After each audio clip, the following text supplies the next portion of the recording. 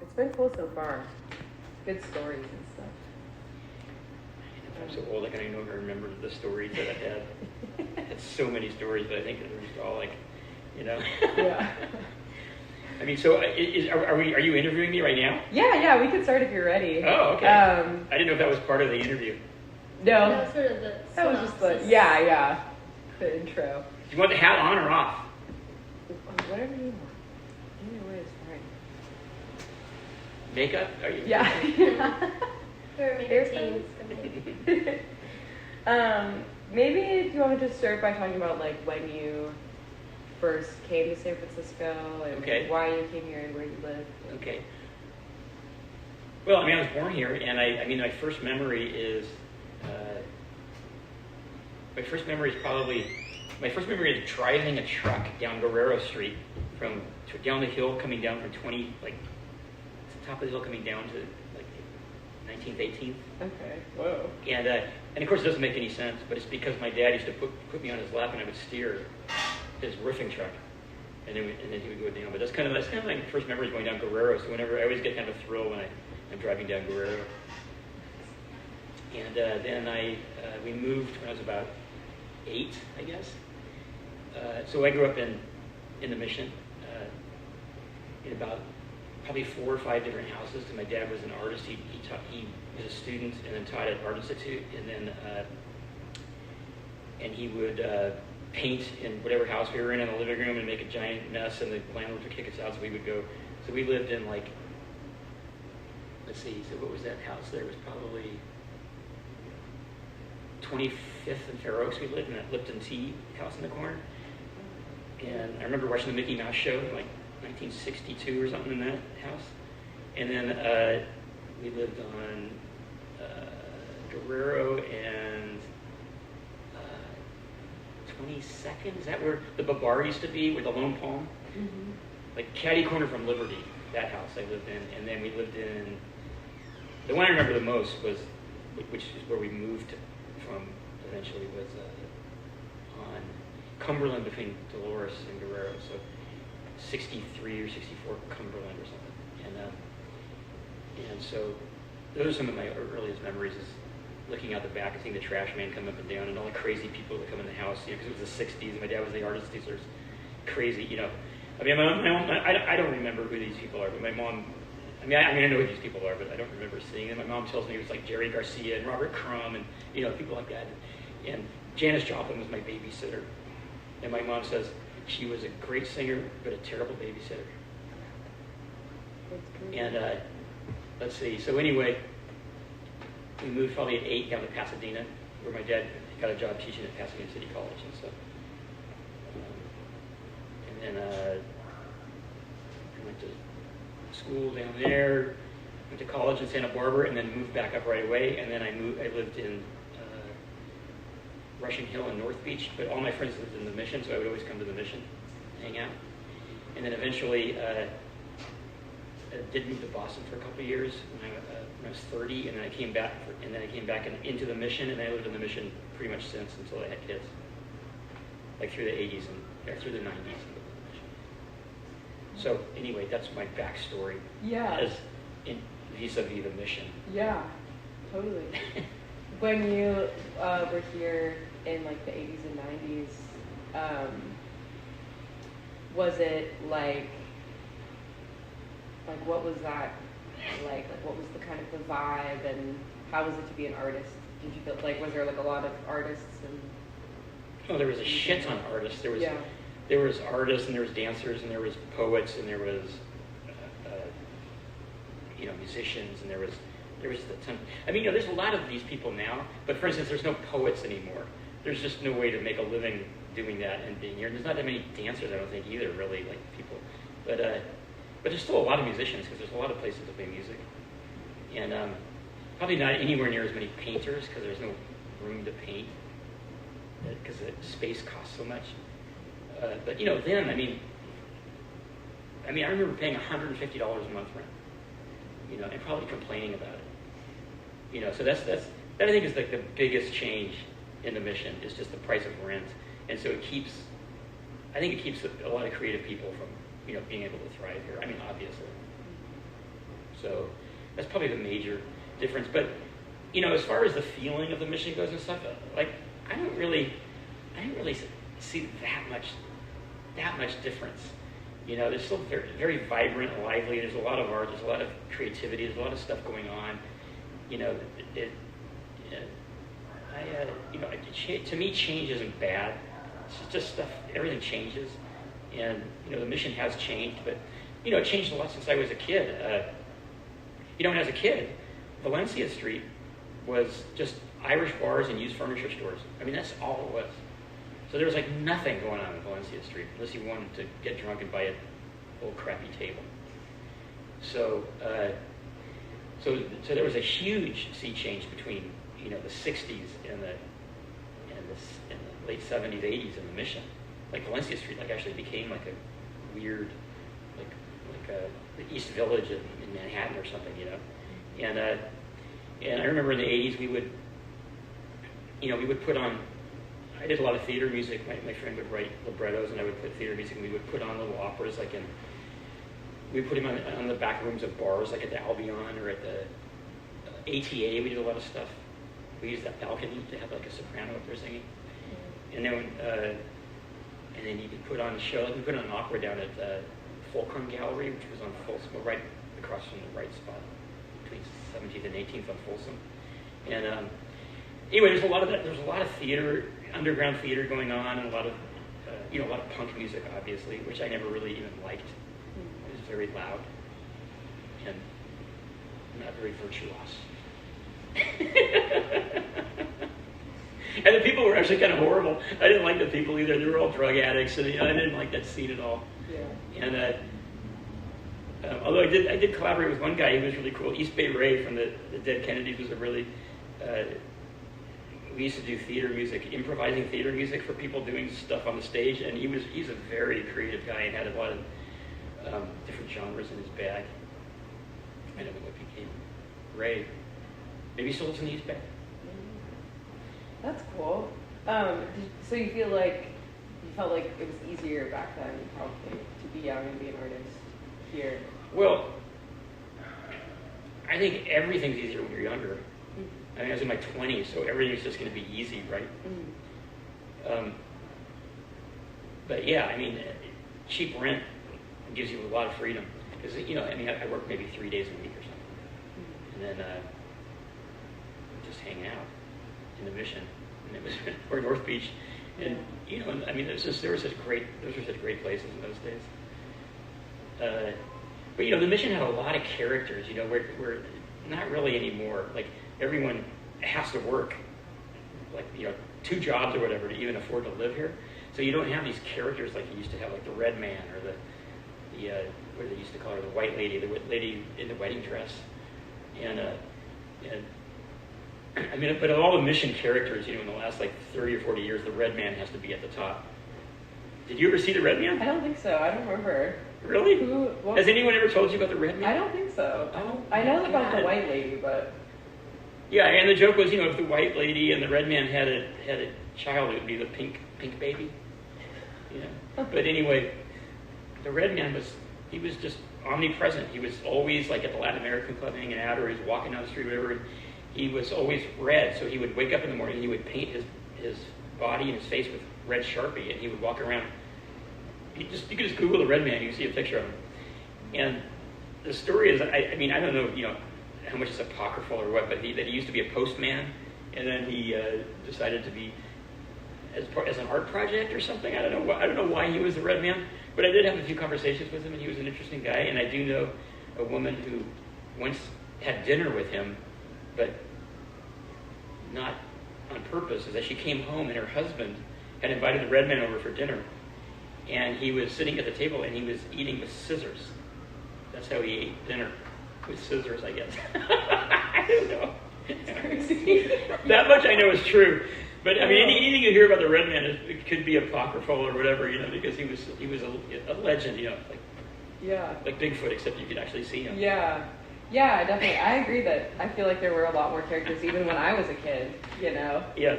In the Mission than there are now. It feels like there's not a lot of eccentric, and in San Francisco in general, it feels like there's less eccentric people. Yeah, the eccentrics all they were all forced out. And then eccentrics don't move here anymore because, Right. Eccentrics can't, afford $2,000 a month rent or whatever the hell it is now. I mean, how much is rent now? Yeah, I mean, I don't know. My rent is different than most, but yeah, like probably if you're like, I think most of my friends who share like live with roommates pay like $1,000 to $1,200 for their room. Like, yeah. That's crazy. I know. I mean, I don't think I ever paid more than $300 a month rent in my life. And I paid when I lived on the top of Russian Hill. I mean, like the very top, like Hyde and Filbert. And I had this little. It was like a 1-bedroom, and I shared with somebody, and we each paid $75 a month. And just like recently, like maybe like 10 or 15 years, maybe 15 years ago, I was driving by there, and I saw a for sale sign on there, and there was a parking space nearby, so I parked, and me and my son went up there, and I said, this wasn't my flat, but my flat was right above, and so it's exactly the same as this, and they had redone it with like beautiful kitchen and all that stuff, and the realtor was there, and they were having an open house, and I said, how much is this going for? And he said, $4.5 million, and I said, God, I used to pay $75 a month to live in this flat here. And the guy came over and said, can you get out of here, man? I'm trying to sell this place.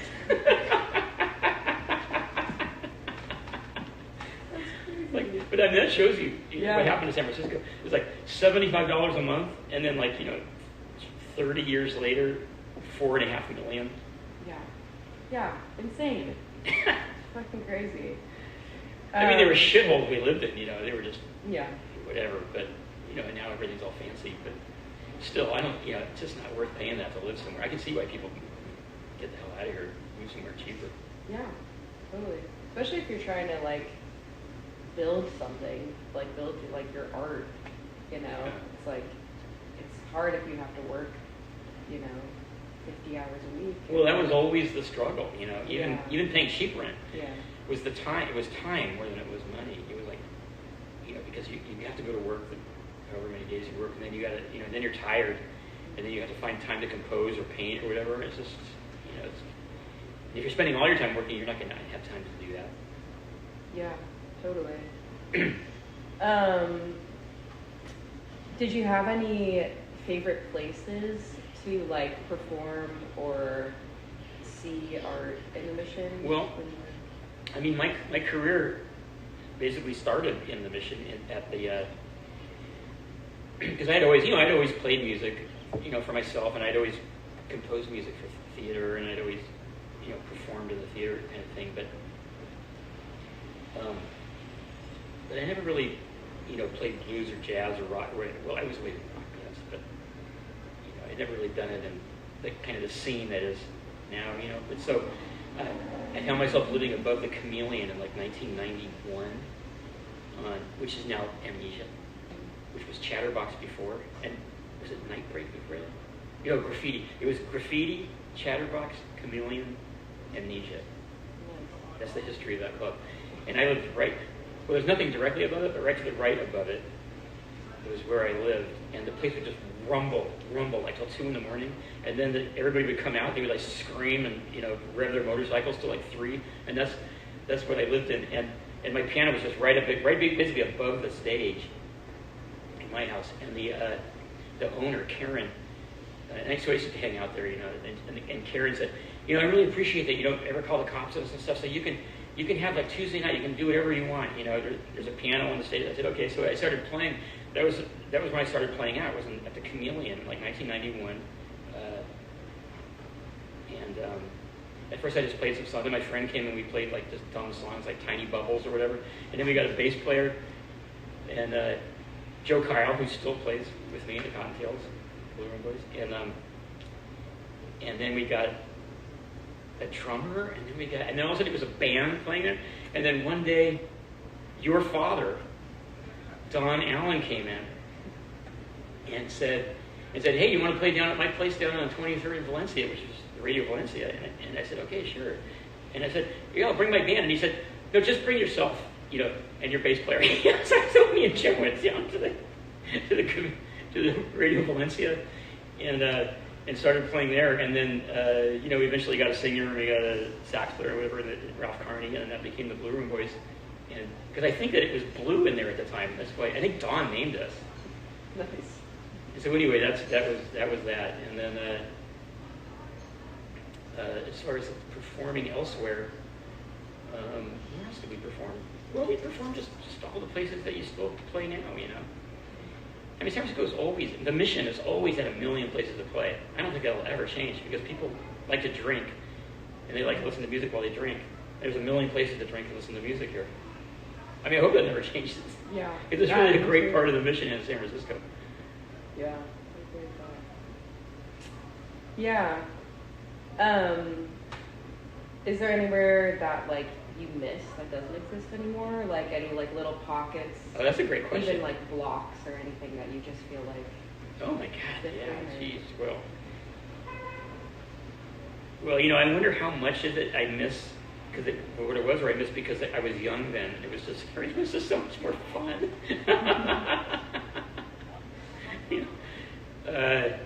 You know, I mean, I do miss the Chameleon. The whole vibe of that place was just so wild. You know, Nori, this Japanese guy would come in there and this little portable sushi cart, and make sushi and sell it out of there, and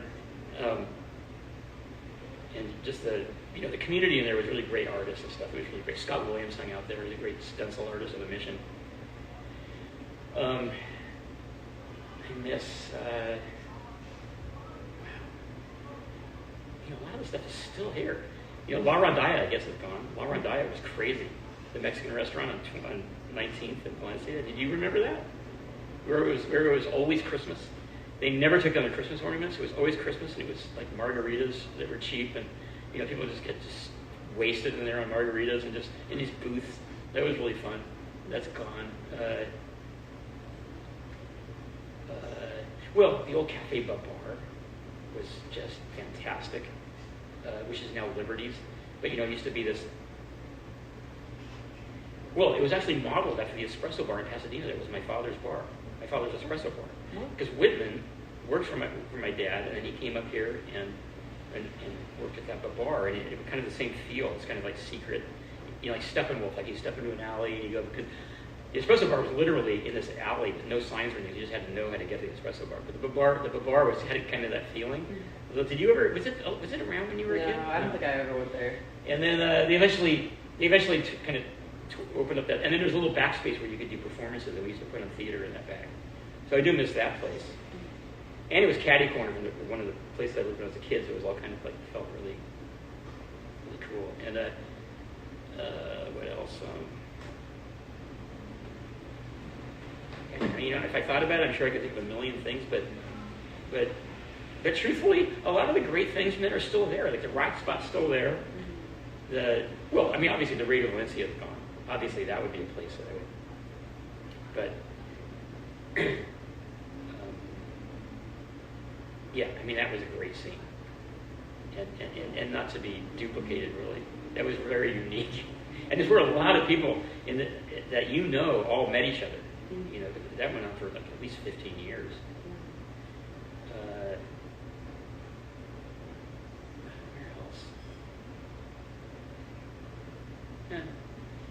I don't know. I think it's still really one of the great places in the world, Mission. I mean, a lot of my friends go, oh, everything's changed. And I say, what has really changed? You know, it's just harder to park. You know, but you don't have to drive down here. You know, you take the bus. I took the bus. Yeah. To get here. True. Yeah. And it's true that cities are always changing, and you know, everything has to change. Part of the thing, yeah. It has to change. And you know, there's a lot of people come in like from other places and bring in all kinds of other great shit, whatever, and it's a great. You know, one thing about the older Mission, like back in the day, there was a sense of sameness. The demographic was kind of the same. What do you mean? Like, well, I mean, it just seems like we were all people in their 20s and 30s, and all white, all kind of doing like the same kind of thing. I mean, there were, you know, obviously there were eccentricities and there was a lot of different, but I don't know. I think it's a lot more diversified now. I like the feeling actually better now, coming down here and walking around. Oh yeah, what do you like about it now? I just think it's a lot more vibrant and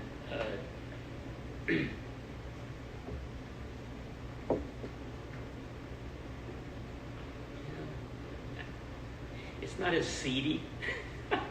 Yeah. You know, a lot of people like that seediness. They remember that seediness and they like it. I never really particularly liked it. You know, I like it that it's cleaner now and safer, and you know. Yeah. Yeah, that's something that's come up a lot about how dangerous it was back in the day. Yeah, I mean, people being mugged all over the place. Yeah. Nowadays, it's just, okay, your car gets broken into like 20 times. Yeah. But that was always the case. Yeah. Yeah, so, I mean, I don't really have any gripes about how the mission changed. You know? Yeah. So I'm probably like the wrong person to be interviewing, probably. No, it's You're good. sitting there like the gripes on and on about the mission changing. No. I actually like the mission. Yeah, I love the mission. I mean, I agree. I think, I also think it's not productive to just only complain about it. But I do think, like, there is a validity in feeling some anger about how hard it is to live here now and how hard people have to try to be here. And, like, that part of it, I feel like, yeah, it's like, that does suck, you know? Yeah. And it does suck that I feel like art isn't necessarily being prioritized in any sort of way, you know, that I can feel in the mission. It feels like it's not, places that are opening up, I don't think are necessarily like opening up to support that community. It's kind of like, and that's fine. I mean, that's just what's happening. But I feel like there is, I feel like what people have been talking about, like the 90s and how there was like this like scene, and it felt like everything that was happening was kind of supporting the scene of artists. Like there was just like so much infrastructure for the art scene and music scene. You see, I don't think so. Really? Okay, No, cool. I don't think, I mean, I can't really tell you what it's like now because I'm old and I don't, I just have my little places I go to and I don't, But there was no structure or support or anything from anybody in the 80s. You just did it yourself. I mean, I remember we didn't ever get like one penny to put on an opera anywhere. We had to do everything ourselves. And there was no businesses opening up to support us. There was no government. City Hall didn't go, we're going to support the arts. Yeah. I mean, I remember I know I never got one penny from anybody anywhere to do my art. And I don't know any friends of mine who did either. I mean, Scott Williams, the great, one of the great mission artists.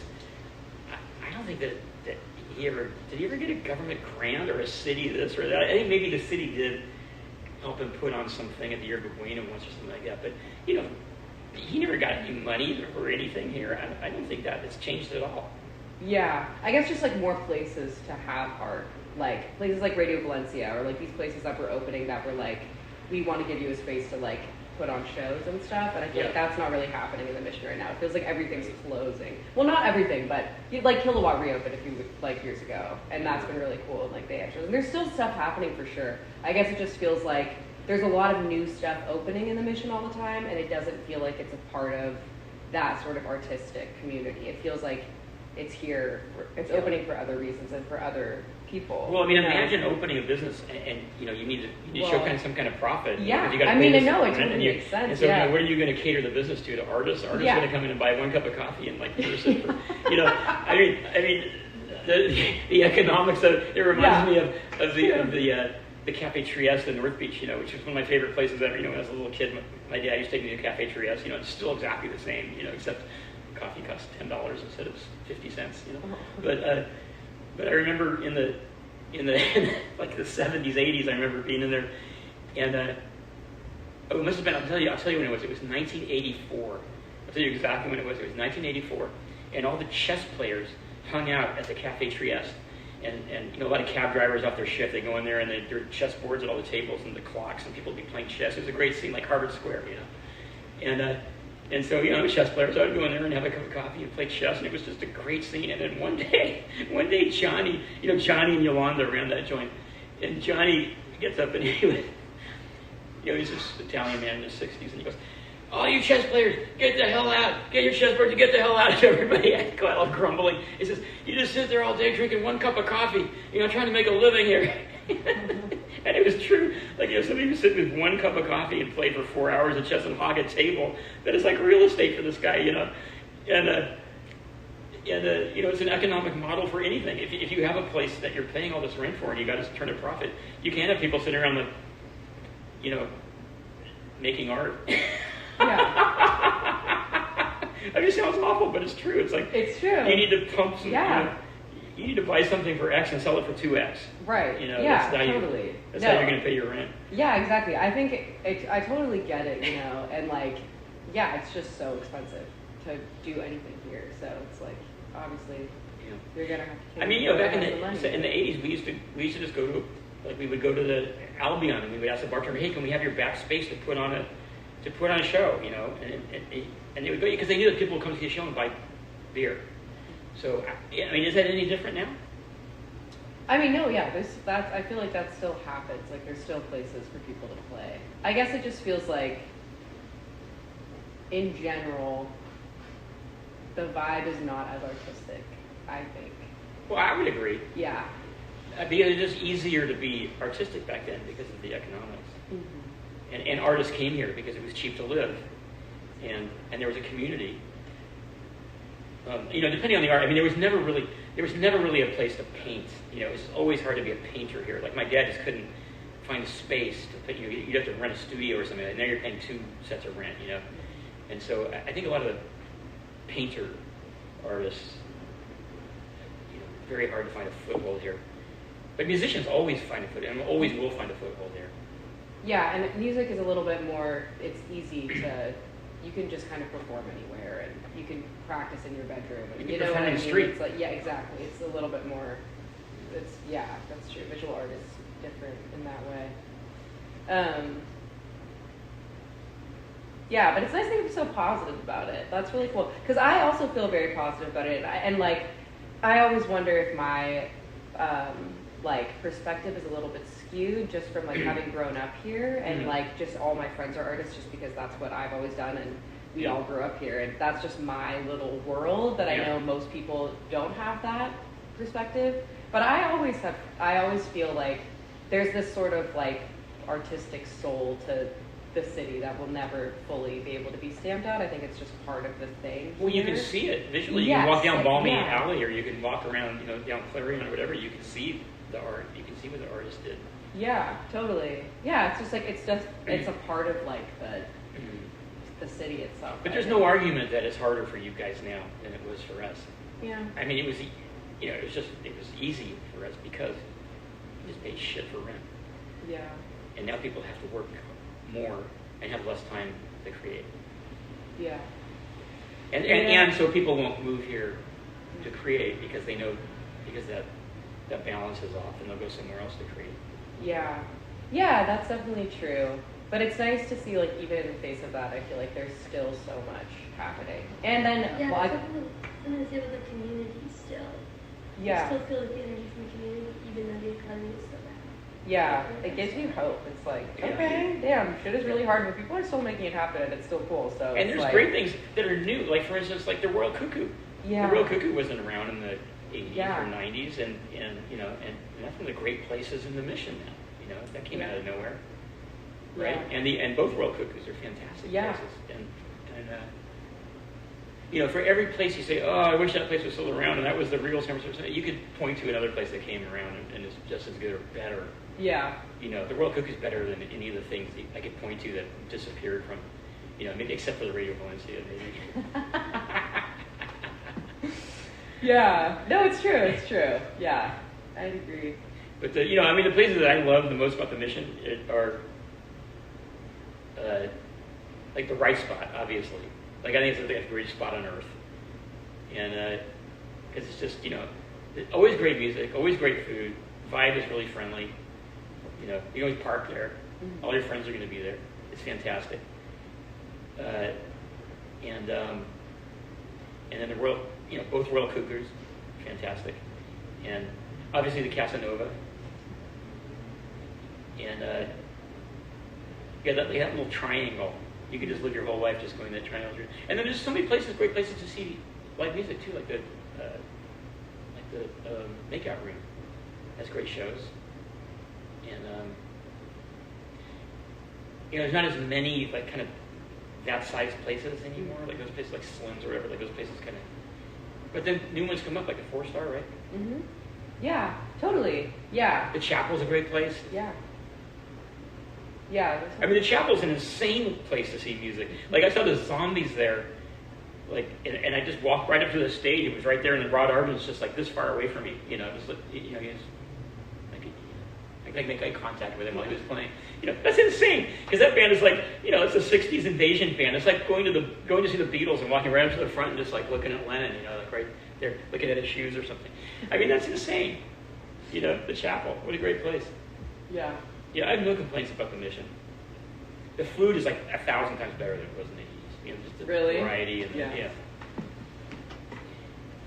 That's cool. Yeah, I love the mission too. I love living here, for sure. I hope I'll never have to leave. I love it so much. But you know, my perspective is different. You know, because Yeah. I'm older now, and you know, financially, it's like I don't have to pinch my pennies.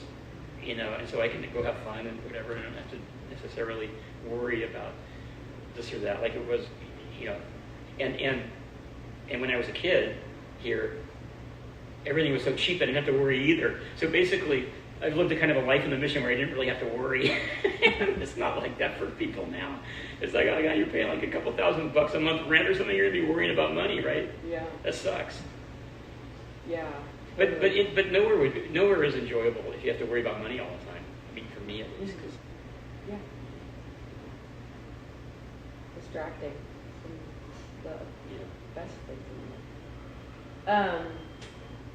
Do you feel like when you were living the mission, like in your 20s and doing music and stuff, do you feel like did you feel a part of like a community of artists? Like, did that feel pretty prominent in your life at that time? And do you still feel a part of that now? oh well, I mean, definitely have a music community now for sure. But there's different people than the community I had back then. But yeah, I mean, I had a great community with my friend Donnie. Was a poet and had a little press here on Guerrero and 18th. He had his little, what did he call it? Something press. I forget what he was called. But anyway, he would publish poetry and zines and stuff out of there. And we would write theater music together. He wrote a lot of theater, and we wrote little chamber operas and stuff. And we had a lot, you know, actor and singer friends, and musician friends, and that kind of stuff. We'd put stuff on. And then the musicians that I got together with at Radio Valencia, with our band, you know, that was a great community. And now the band I'm in and all the people that I know, you know, all the musicians that come and go from the instrument music. I mean, they're some of the greatest musicians in the world. So, I mean, really lucky to live here and be a part of that. I mean, if you're living the mission now, I mean, you can like throw a rock and you can hit like a virtuoso musician playing somewhere, right? That you can go in here for like at the price of a beer. I mean, that's pretty insane if you think about it. Like, if you go, you know, I mean, in a lot of places in the world, it's really hard to find a situation like that. Like, it's not like that in Oslo or Tokyo. Yeah. I mean, the places, I mean, there's great musicians and everything there, but you're going to have to pay money to see them. You're going to have to pay a cover, you're going to have to, you know, go through a bunch of stuff to do it, you know, tickets and sort of whatever, you know. But here you can just walk into a bar and buy a beer and see great musicians play. Yeah. And you felt like that's how it was back then too, also. Like, that's like a thing that you feel like hasn't really changed too much. I think if anything, it's gotten better. Yeah. There's just a lot. There's a lot more places that have live music, and the quality of musicians, I think, has actually improved. I mean, a lot of the great older musicians are all passed away now. But yeah, there's just fantastic musicians here. And you can go to the Royal Cuckoo and see Chris Sieber play organ. You can go, you know, just walk into the right spot and see Lee Walensky playing guitar. You know, I mean, it's just insane. Yeah. You know, we're lucky. Yeah. I think so too. That's cool.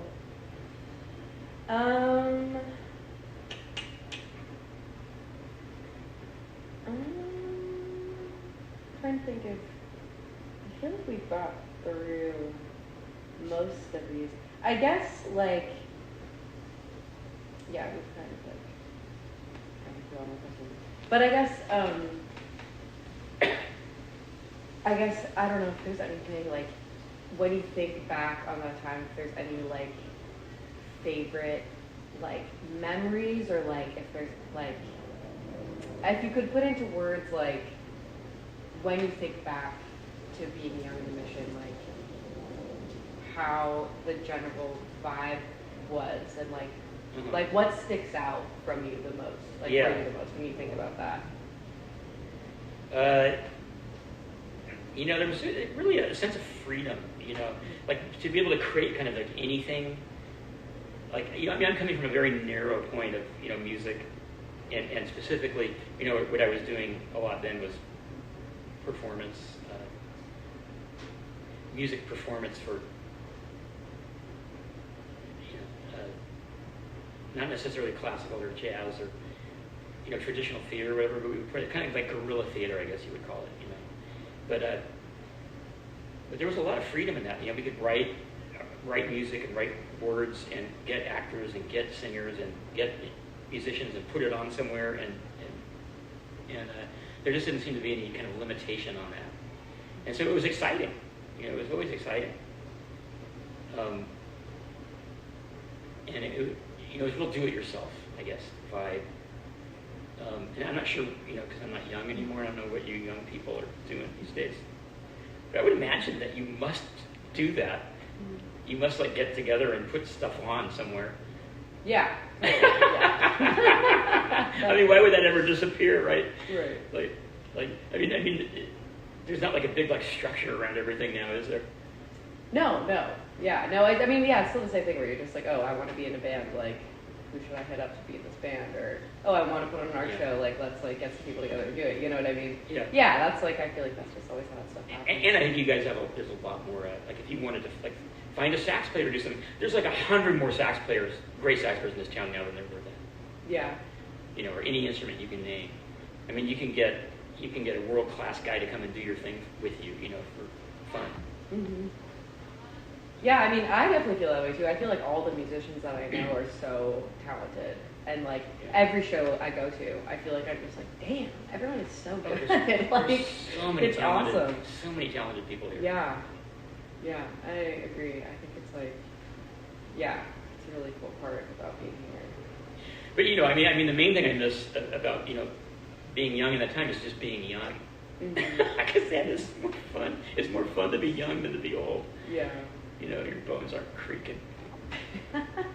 But you know so much more. And you just stay up all night drinking with your friends. I don't even drink. I can't drink anything. I can drink water, tragedy water.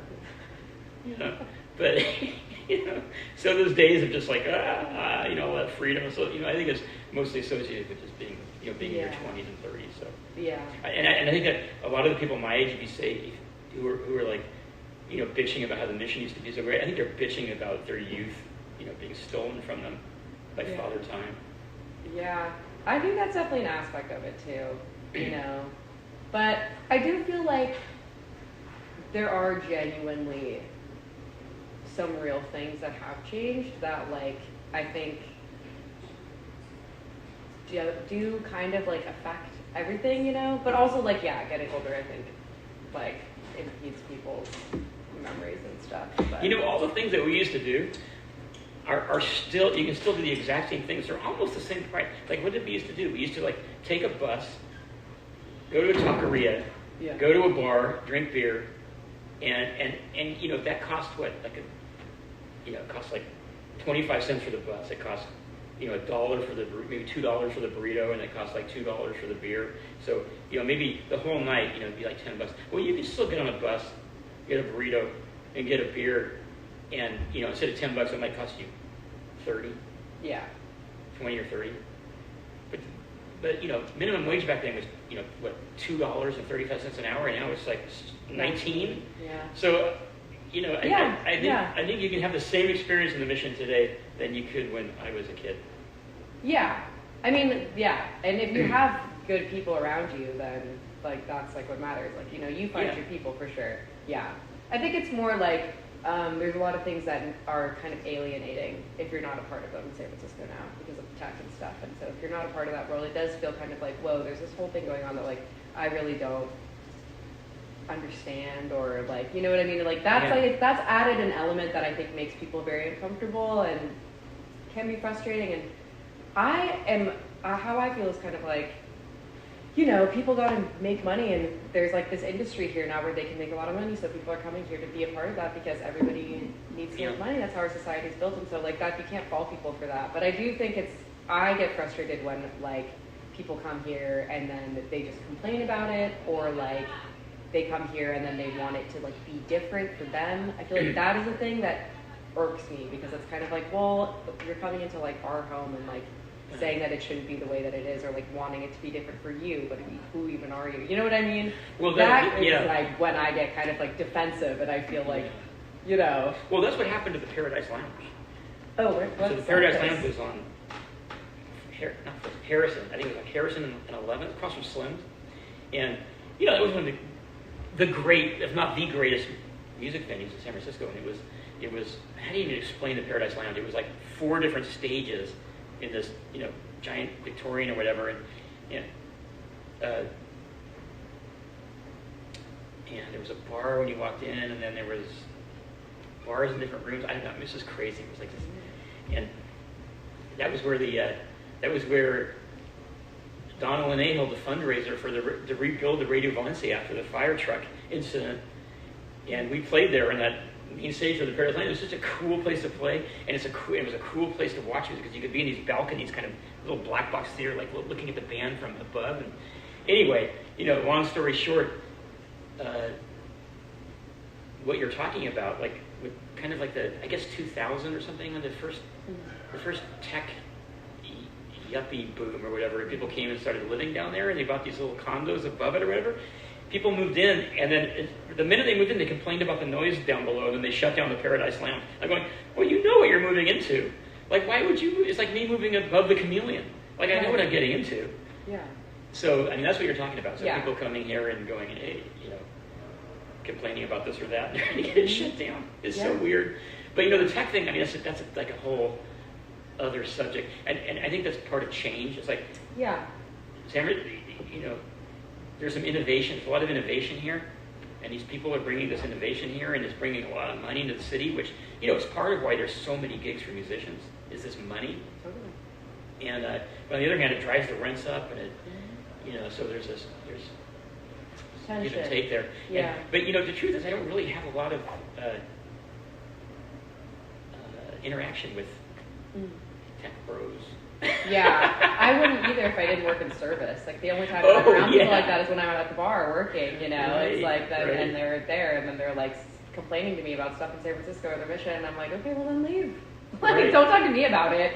I mean, like, you know, it's just like, yeah. The only interactions I have with them is if I'm playing somewhere and somebody comes up, and you know, you kind of spot them a mile away. They're kind of like clueless, like culturally clueless, kind of. You know, it's like yeah. They come and you can tell a mile away they come up, and you can know, and I know exactly what they're going to say, and I could actually like say it for them. It's like, hey, can you play Billy Joel? You know, so they'll always say the same thing. Can you play Billy Joel? Can you play Piano Man? You know, and you know, like say, oh, I don't know that one or whatever, and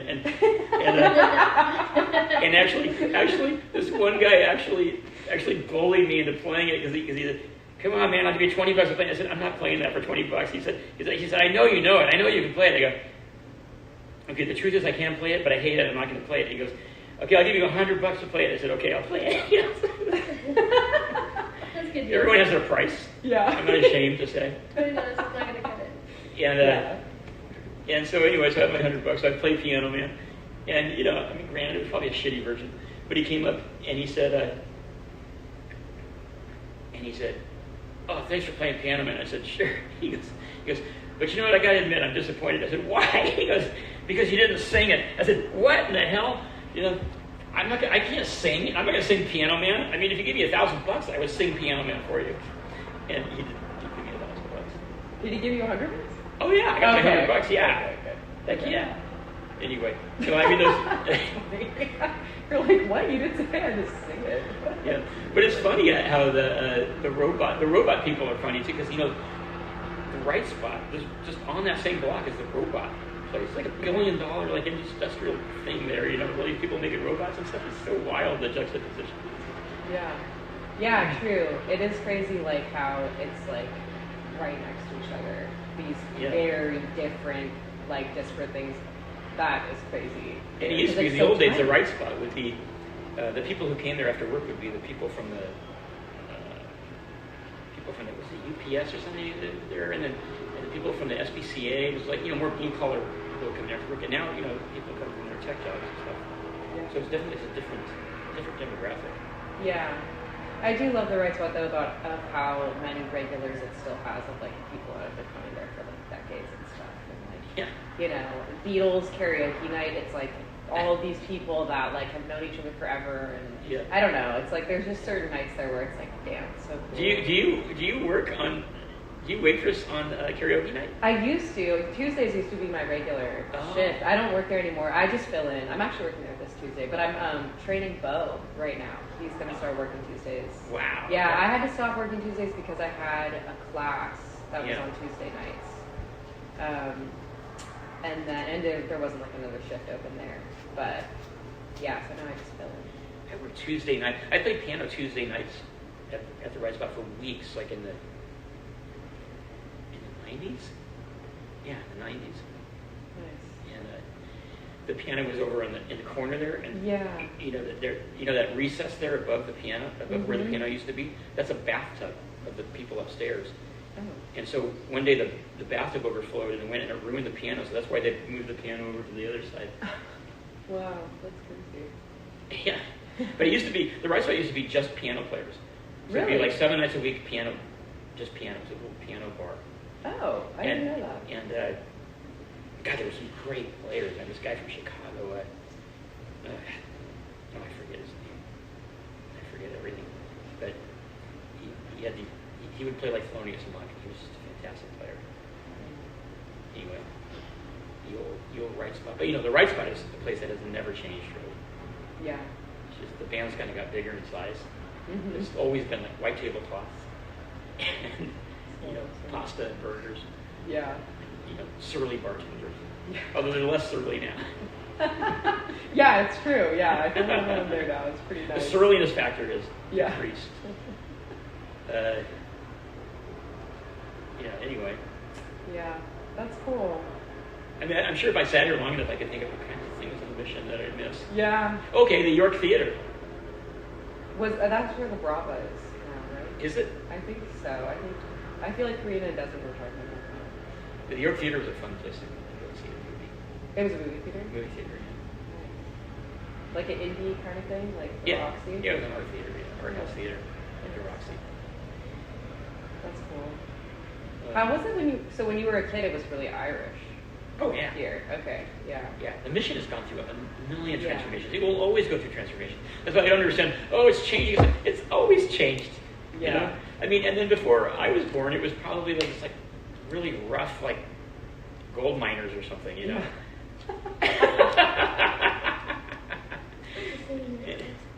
Okay, the part's cool.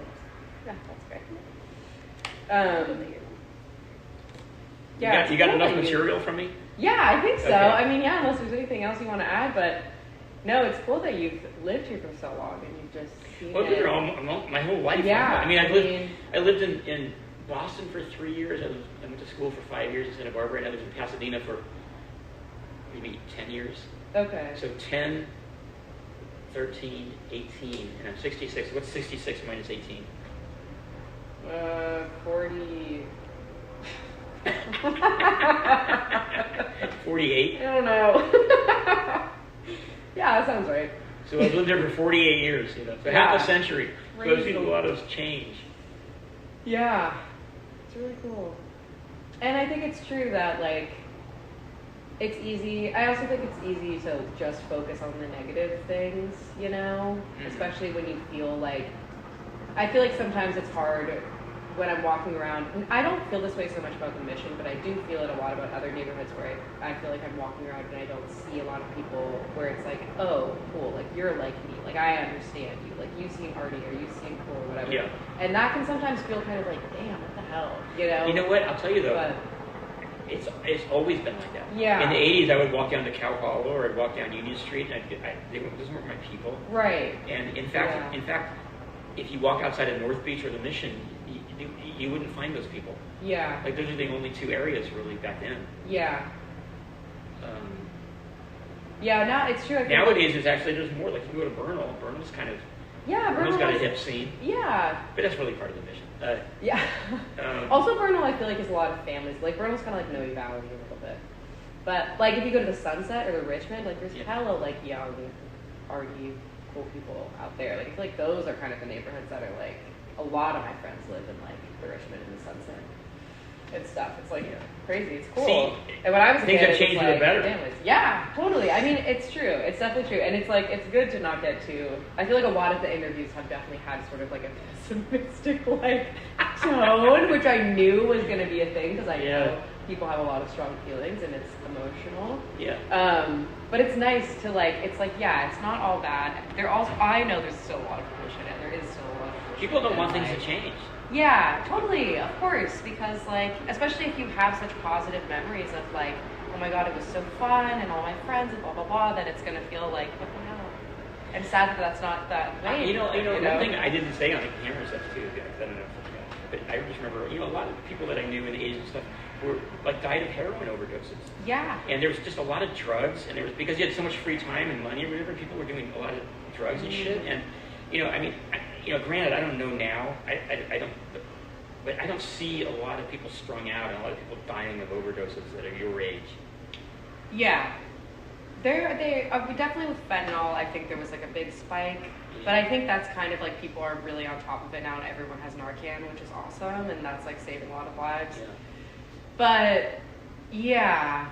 And that's a change for the better, that people are like educated about that and aren't like killing themselves on drugs.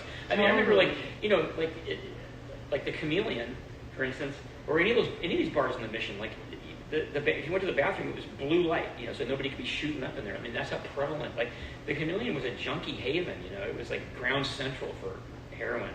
Wow. Like, I remember the guy, a couple people, there were dealers, and people died ODing from that place, Yeah. I didn't want to say that on camera. Yeah. But I mean, no, it's true. Yeah. So I think that, change obviously has bad things. Like the economics of it is just terrible for kids who are trying to, struggling or whatever. But on the other hand, a lot of things about it have changed for the better. Yeah. Totally. It's nice that it's safer. I mean, I appreciate that. Like, it's like, visually it looks. There's definitely, you have to be aware always. I mean, there's always this sketchy shit. And it sucks, like, people have talked about how homelessness is, like, a lot worse now than they remember it being and stuff. Yeah. Well, I don't even think you had the word homelessness back in the 80s. Yeah. I don't think they were actually, like, then, there wasn't that much of it so that you would have to create a word for it. Right, yeah. Like, that's, like, a big change, too. And, like, it's dirty. Like, there's, like, human shit everywhere. In the Mission, which I don't remember that being such a thing when I was a kid.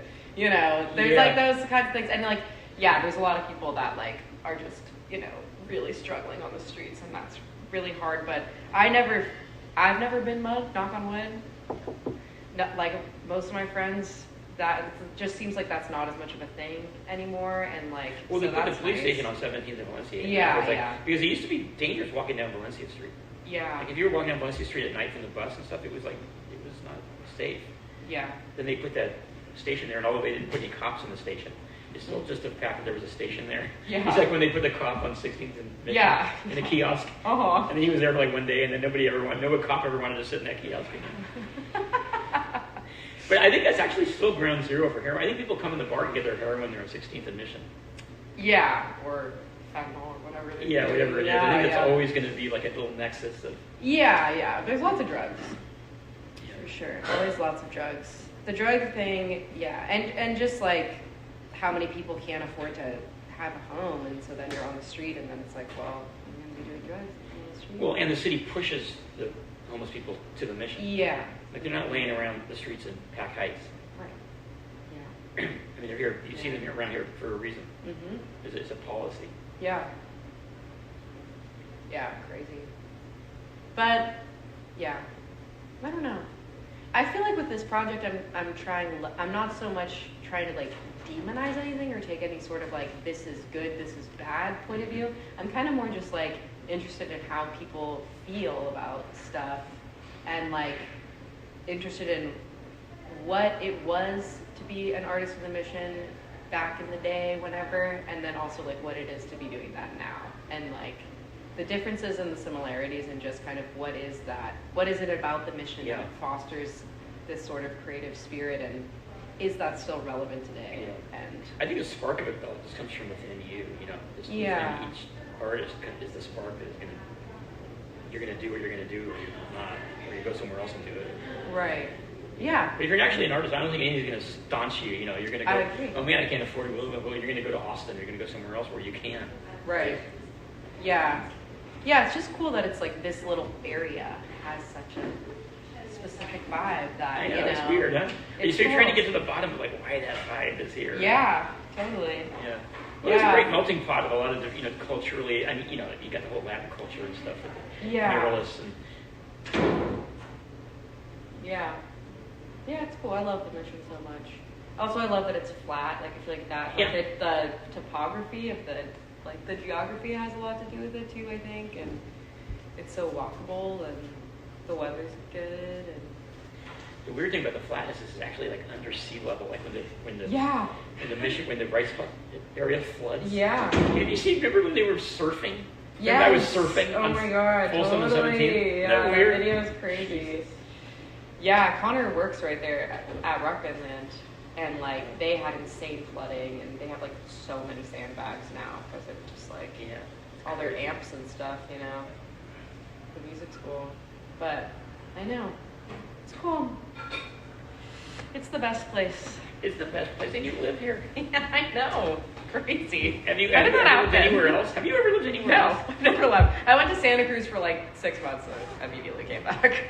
You know what's funny is like, I mean, anywhere I go, Mm-hmm. I immediately think, oh man, I wish I was back in San Francisco. I Yeah. could not. Like I lived in Boston for 3 years and I was just miserable. Like the first week was like, oh, this is new, this is exciting, and I was like, oh my fucking god, get me back in North Beach, Yeah. get me back to San Francisco. Yeah. And LA, of course, my whole growing up, when can I get back to San Francisco? When can I just, Yeah. As soon as I could, I got back. Yeah. What keeps you coming back? What do you think it It's is? just the feeling, it's everything about it. The cable cars and the fog and the crazy people and everything about it. Like if you're living somewhere else, you don't have this vibe. You can't like walk a couple blocks and see great music, hang out with it's just not like that anywhere else. Yeah. Yeah, totally. The only place that I've been, I mean, I've never lived anywhere else, but I've been to quite a few cities in the U.S. And I feel like the only place where I've gotten a similar vibe to the Mission or San Francisco is in Brooklyn. Yeah. That when I'm there, because that's where Bo lived for like 3 years, and so I would go visit him a lot. And there were just certain parts of Brooklyn where I'd be walking, and all of a sudden I'd get this wave of like, it's the Mission. But like, obviously it's so big, Well, Williamsburg completely was, different. Right? Williamsburg was like that like 20 years ago. If you walk down, that was like the coolest place on earth. It was like a weird combination of the Mission and the old East Village in New York in the 70s or whatever. It's like that street. What is that street in Williamsburg? I forget. Whatever. But that was a great vibe. Nice. But now there's all kinds of places in Brooklyn that are cool. Yeah. Like Bed-Stuy. Bed-Stuy was, when I was a kid, like when I was your age, you would not in a million years get off at the subway stop in Bed-Stuy. You'd Really? be killed in a second. Wow. It was so dangerous. Damn. And now it's like, it costs you $1 million to Yeah. buy some little condo there or something. It's Yeah. crazy. But yeah, that's the only other place I would live. I would live in Yeah. Brooklyn in a second, yeah. Yeah. I mean, I don't even there. I'm like, I don't even know if I could do it because the weather is such a Oh, whim. yeah. I just can't. I can't imagine having to live through a real winter. I think I would. And then the summers are even worse. Yeah. Right. Yeah, no, it's 6 months of the year you're just suffering. Yeah. Totally. Yeah. And then you got to have a lot of money there. I mean, it's worse Yeah. than here. Yeah. Yeah. It's real expensive for sure. Bo loved it. I mean, he's always like, I'm gonna go back. You go to NYU or what? No, he just moved. It's a lot of his friends moved to New York after high school. Like that's where a lot of his friends went, and he lived here. He was here for a minute, and then he just kind of felt like he was spinning his wheels. I think there's more opportunity for visual artists there Oh, for yeah. sure than here, and he just kind of felt like I don't know that I'm going to be able to make it anywhere if I stay. So, and he had a lot of friends, so he just moved in with them. And then was there for 3 years, and he's back now. But he always is like, his plan is to go back to New York. Yeah, I blew it because I went to Boston. So maybe I went to a lady. You know, she Yeah. was getting her PhD at Harvard, so I went there. But what I should have done was go to New York instead of Boston. Yeah. Because Boston is just like not, not my vibe anyway. Yeah. Everybody said, oh, it's just like San Francisco. It's like nothing like San Francisco. Like the weather's kind of, in certain, a week of, I don't know. I mean, I didn't know why anybody would say it was like San Francisco. It was Yeah, not I like know. San It's not like San Francisco. Francisco. It had Little Italy. Had a Little Italy like San Francisco. Oh, okay. But Yeah. no. No, I don't think Boston is like San Francisco. I liked it. I went there last year on tour Oh, it's for fun the to first visit. time, and it was cool. I had a good time, but it did not feel like San Francisco. Great town to visit. Yeah. If you're there for a week, you'll have a great time. Again, if you have to live there, it's Yeah. suffering and depression. Yeah. No, that sucks. Yeah. Cool. Okay, Well, well, are you thanks for done with doing me? this. Yeah, I mean, I think we could be done.